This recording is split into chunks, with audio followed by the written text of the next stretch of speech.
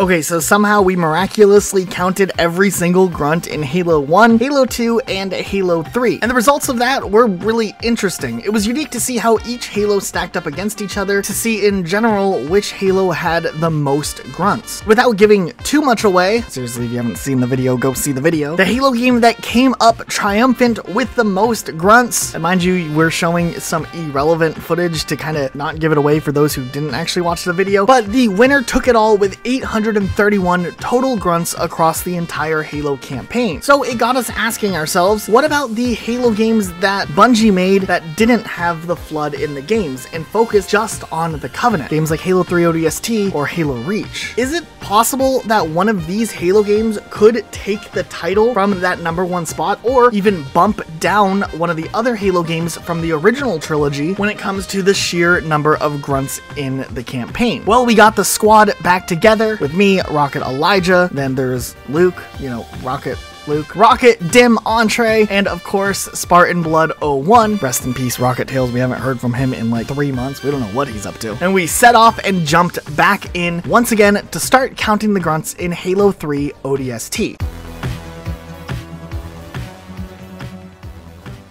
Now, the interesting thing about Halo 3 ODST is that in this game, in general, it is one of the shorter campaigns across the board. But like we said earlier, there's no flood levels in all of Halo 3 ODST, which means there's likely more grunts that are used here. And tie that together to the fact that there's this whole Mombasa Streets section of the game in between each level, there might be more grunts that pop up from time to time, and maybe this one could be a contender to take that #1 spot. For instance, just starting things off in the first section after we dropped in, the streets through the whole prepare to drop section of the game actually had a decent number of grunts that surprised us for just how short this section was. We actually counted 24 grunts altogether, which was a pretty strong start for a kind of side level at the beginning of the campaign. Now, jumping into the full campaign with Teari Plaza, there were quite a few grunts at the very beginning dropping in. Now, the tricky thing, of course, with counting grunts is when you have allies or there's grunts on phantoms, sometimes it can be hard to actually pick them off, and since we're looking at our carnage report, we also were hand counting every single grunt along the way. And we came up with a scoring system where we average our hand count to the official carnage report, while we of course are trying to kill as many as we can to try to get as accurate of a score. It's the same technique we used on the first 3 Halo games, so at least our numbering system will be consistent across each Halo game, and in general we're just trying to get broad ideas as to which Halo game has the most grunts rather than necessarily getting a 100% specifically accurate number, especially since there's a lot of variables that go into Halo grunt spawn. Still, with Teari Plaza, we felt pretty confident in how we were going through the level, trying to count as many grunts as we can, even if there were Marines shooting at grunts at time. And for our own kill count, we killed 40 grunts, which showed up in our carnage report. However, with what we counted, there were 43 grunts, so when we average the scores and round up, it was a score of 42 grunts on this level. Jumping onto the next part of Mombasa Streets, in total, there were only 7 grunts in this part, which were significantly less than what we had expected, but still, this was a pretty short section of the Mombasa Streets part. Now, in ODST, it's a little unique because you technically do have some range to explore and go in different orders, and while that could manipulate how many grunts we see if we start backtracking and going into the same areas we already were in, we felt like that wouldn't necessarily be the genuine number that players would experience and shouldn't count, since it's forcing additional ones to spawn, and it's kind of like the unlimited grunt spawn on that Halo 2 boss fight. So what we did for deciding how to count the grunts was we were just going to go point A to point B in the way that majority of players would experience the campaigns, and not necessarily go out of our way to force a spawn to try to push the count and make the count look bigger than what it actually is. Uplift Reserve, on the other hand, did have quite a few grunts, despite this level being able to be completed in just a couple of minutes. We averaged out at a total of 45 grunts on this level, and when we were on the Mombasa Streets section after this level, there were a few more grunts than previously before landing us at 16 more grunts on top of that. Now, at this point, comparing the stats from grunts in ODST to the grunts in the original trilogy, we did notice that in every single Halo game, there were multiple instances in each Halo game where the total number of grunts would at least hit the 60 to 70 mark. And at this point in ODST, we really hadn't been getting high numbers. So for ODST to even place anywhere, we would really have to start to step up some of the grunt counts, even if all in all, with Mombasa Streets, there's more levels. We still weren't seeing that much just yet. Kazinga Boulevard would be a pretty big change here, with the fact that we're in straight up tanks. There was a lot more groups of enemies, and in those groups there were grunts. So this time around we had a total of 81 grunts in this level. We continued through Mombasa Streets, this time just counting only 7 grunts. Okay, so on Oni Alpha site, things kind of got a little bit crazy because, of course, yes, there's this bridge and you run inside and all of that, but before we could do any of that, we ran across to the other side of the bridge where all of the enemies are, and we just went into this all-out war with the enemies at the front section of this level. Not only on an easier difficulty is this part still pretty challenging, but it was just kind of this mass chaos trying to not only survive, but also count the grunts along the way. And as chaotic as it was, after we cleared out the grunts that had surprisingly more than we thought, and we pushed into the next areas of the level, we continued to make sure we cleared each area, sticking around for every firefight and staying even longer than we typically would, just to make sure we hadn't missed any grunts yet. We then went inside, hung out there, did the firefight section. There were a lot that dropped, and there were a ton of suicide grunts as well, making things a little bit more complicated just because of the fact that the suicide grunts can explode and kill the other grunts, making it harder for those kills to count in the carnage report. Unfortunately, since we averaged the scores between our hand counts and the carnage reports, they were still pretty accurately counted here. And all in all, we counted a total of 82 grunts, and we had a kill count in the carnage report of 79 grunts because 3 of them died from either a marine or from the suicide grunts. We counted a total of 85 grunts, bringing our average score to 82 grunts. The next section of Mombasa Streets was pretty short as well, only having 12 grunts this time around. And on NMPD HQ, despite the fact that there's this long, drawn-out firefight section at the end of the level, through fighting our way through the buildings, making our way over to the firefight section, and standing there clearing everything out, making sure we were counting if there were grunts on any of the phantoms, this level only had a grand total of 58 grunts. The next part of Mombasa Streets was very interesting. 2 grunts in total. The least amount we've had on the streets at that time so far, throwing us right into Kikowani Station, which, despite the fact that this is mostly an aerial battle, there's still a surprising number of grunts over in the buildings and over in different squads. So with the indoor sections considered as well, we were counting a total of 56 grunts on this level, putting us on to the next section of Mombasa Streets, where we just have to go to the end area, and there were 9 grunts along the way there, which was surprisingly more than the 2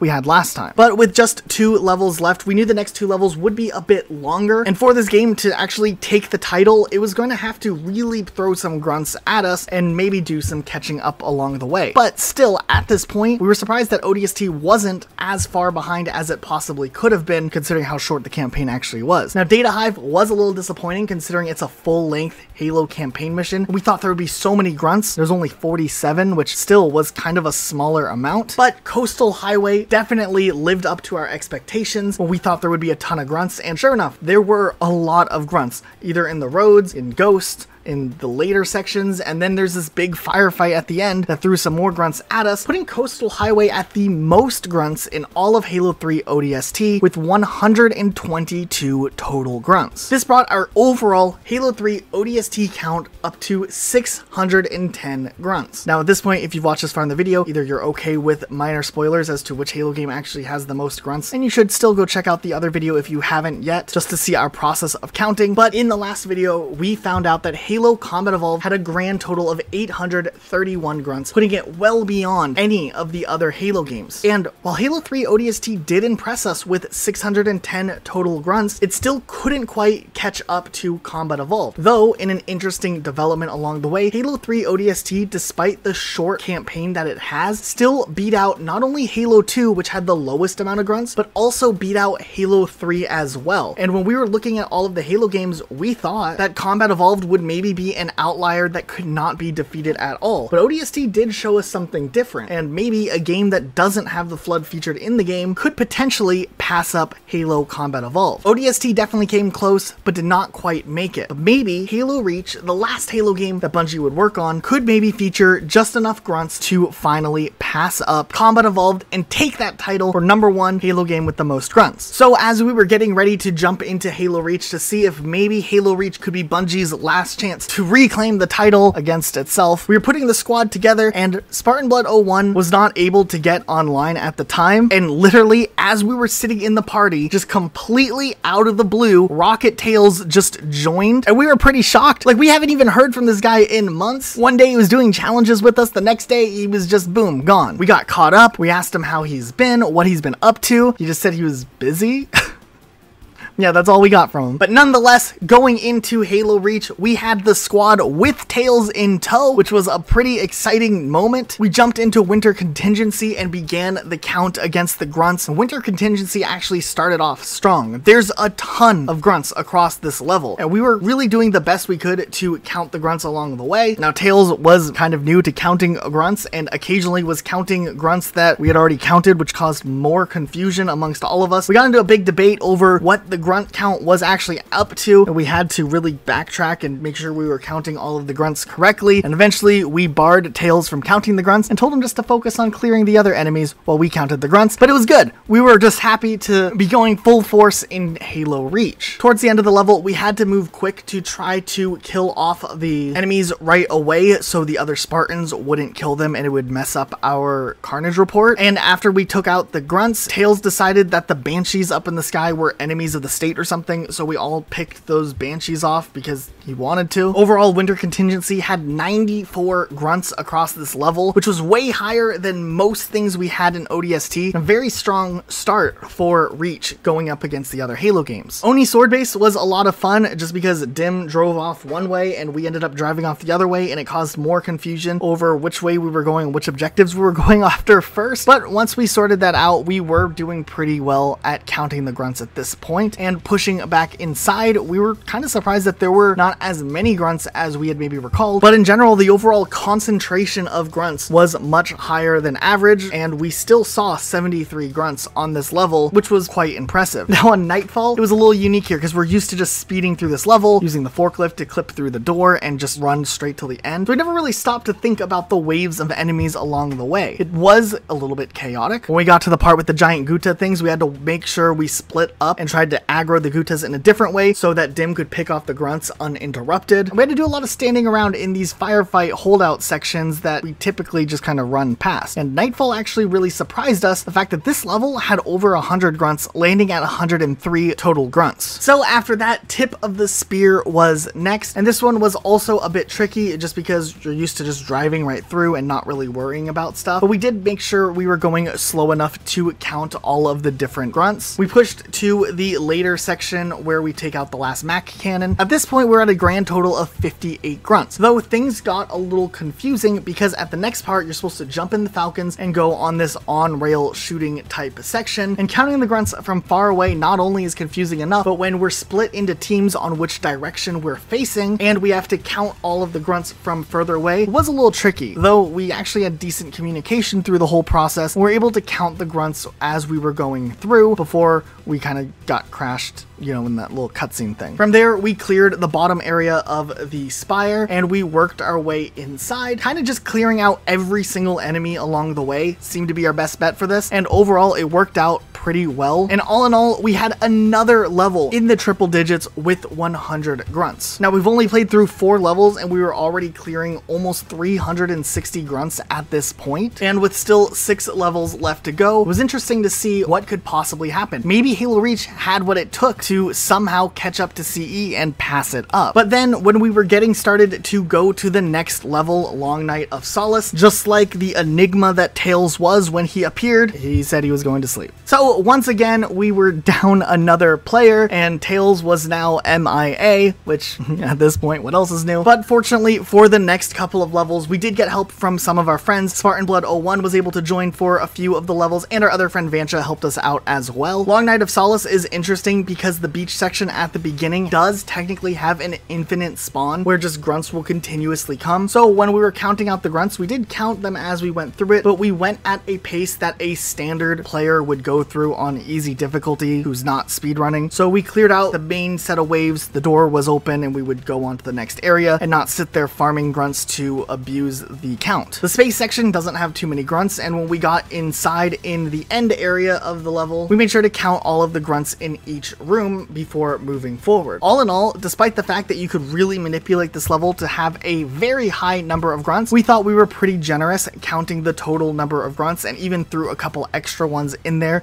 if you were a slower player, but still only landed at just 47 total grunts. Exodus, on the other hand, was a little bit more linear and easier to count since we didn't have to worry about infinite spawns happening. As long as we took things straightforward and we didn't do any major skips on this level, we were pretty confident in our counting ability. We were a little nervous at the section where all of the suicide grunts were, because once again, those grunts can set off a chain reaction that then would kind of mess up our carnage report, even though we would still hand count them as well. But overall, we did a pretty decent job on this, and we averaged out at around 85 total grunts. Okay, so New Alexandria was really interesting because we had no idea how many grunts would be in this level. At first, our estimations were thinking it was going to be a very, very high number of grunts because of all of the shade turrets. But as it turns out, any shade turret that has this shield on it is actually an automated shade turret and does not have someone inside shooting. So we can't count all of the shade turrets as grunt kills, which significantly lowered the total amount of grunts on this level. All in all, by the time we cleared it the first time, we landed at just 39 grunts. But we also knew that more grunts would spawn if we did the special Easter egg. While we were unsure as to whether or not these grunts should end up going towards the final count, we did feel like because we took into consideration all of the other secret grunts in the other Halo trilogy, that this was a special exception where the grunts should technically be counted because they are a part of the level. So if you activate the Club Herrera Easter egg that has all the grunts dancing in the club, it actually adds an extra 17 grunts into the location, which did bump the number up a little bit, landing us at a grand total of 54 grunts. So at this point, we were going to need some pretty massive numbers from the last 3 levels, which were the Package, Pillar of Autumn, and Lone Wolf. We were pretty optimistic with these 3 levels being the final set because they all seem to have potential to have a ton of grunts. The Package was maybe a little surprising just because the fact that we had a tank and some really heavy armor, we were expecting grunts to be around every single corner, but as it turned out, for the whole upper area, it had less grunts than we saw on the sword-based version of this same area earlier on. Still, there was the huge underground section with all of the ice, and it's a pretty lengthy firefight, so we're feeling optimistic, but even with counting every grunt and making sure we didn't miss any through all of the waves that came by, we still only ended up landing on a grand total of 81 grunts. Now, 81 still was a pretty good number, and definitely a higher number in most cases, though to beat Combat Evolved, we were a little skeptical because we thought this one would maybe be a little bit over 100 or sitting around the 100 mark. Though we jumped forward and continued on through Pillar of Autumn, and Pillar of Autumn's interesting because it throws so many different types of enemies at you at various times, and it is kind of unique because you can't really think ahead and think about each set of enemies and what you're going to experience around the next turn. But nonetheless, we counted through and we still got a pretty solid number on this level, despite it of course also not being in those triple digits. We landed at 82 total grunts, meaning after everything we went through, it all was going to come down to Lone Wolf, which was interesting in itself because how do we even count grunts on a level that plays infinitely if you can stay alive? At this point in our run, if we counted up every level minus Lone Wolf, we were at a grand total of 719 grunts. This was really awesome because not only did it now beat out Halo 3 ODST and Halo 2 and Halo 3, putting Halo Reach to a guaranteed second place, but now there was some tight competition. For Halo Reach to be able to beat Combat Evolved, Lone Wolf would have to have just over 120-ish grunts in total, but even then we weren't sure how we were going to count the grunts part because how would we equate to just going on infinitely in Lone Wolf? Would we go off of the 100k achievement that's set up as the standard of how far you're supposed to go, or would we go off of what an average player typically goes for when they were playing through the thing? We decided we would deal with that after we figured out what actually is going on in Lone Wolf because we couldn't remember. So we jumped on that in 3 different occasions to really test out the different variables that can happen on Lone Wolf. One of the most interesting things happened that we didn't actually even think about in our first thought process when we were planning out playing on Halo Reach in general, but of course as you hit the later stages of your Lone Wolf survival, eventually grunts do stop spawning and you just have elites to fight against. So we had to test this out and we jumped in the first first time in 3-player co-op to count out the grunts. And all in all, before we felt like there were no more grunts spawning and we just had another infinite loop of more and more elites coming at us, we counted 21 grunts.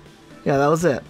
A little underwhelming, honestly. We were expecting this long and epic counting session. But yeah, that totally makes sense because on this last level, it is mostly just elites towards the end. There's just a few grunts you pick off early on when it's super easy, and it's supposed to ramp up in difficulty relatively quickly. We then went and tested it in solo, and once again, we had a count of 21 grunts. So then we thought maybe there's a fixed number of grunts at the beginning, and that's just how it ends up landing. Though when we tested it one last time with a full group of 4 players, this time we only counted 18 grunts, and our Carnage report reported that as well. So for whatever reason, it maybe has this ranging number as to how many grunts spawn in on Lone Wolf, but nowhere in any of our instances was there nearly enough grunts to carry Reach all the way up to pass up Combat Evolved. So its final number ended up landing at 740 grunts, meaning that it was 91 grunts shy of beating Halo Combat Evolved, which still was incredibly interesting to see how both ODST and Reach did much better than Halo 2 and 3. And it does seriously open the door for possibilities that maybe there is a Halo game that could pass up Combat Evolved, and maybe that's what 343 really was working on all of those years with Halo 4 and 5, but we're gonna have to actually jump in those games and see straight up how 343's Halo games stack up against Bungie Halo games when it comes down to overall grunt counts. So if you guys are interested and you watch this far, we do highly recommend you watch this new video once it ends up going out. Not only are we gonna see if 343 does have more grunts overall than the Bungie era, on average, but we also want to look at some really interesting specific stats, like which overall Halo level across all of the Halo games has the most grunts on a single level, and which level has the least grunts, or which levels in general have 0 grunts, which there were a couple. So that'll be interesting to see as well. But make sure you are subscribed with notifications on so you don't miss out anything in the future. Also, huge shout out to our Patreon supporters. If you want to support our channel, our podcast, and everything we work on, throwing a couple bucks our way on Patreon goes a long way. I waste money on dumb things all the time, and if you've ever wasted money on something dumb, here's another cool thing you could waste on that's maybe not as dumb. We also give you access to the background music that we use in videos like this. If you didn't know, most of the time the music in our videos are made by yours truly, and if you want to use them in your own videos, it's all royalty-free stuff that I created, so you get access to that just for throwing a couple dollars our way on Patreon. Otherwise, that's it for today. We'll see you all next time with a brand new video.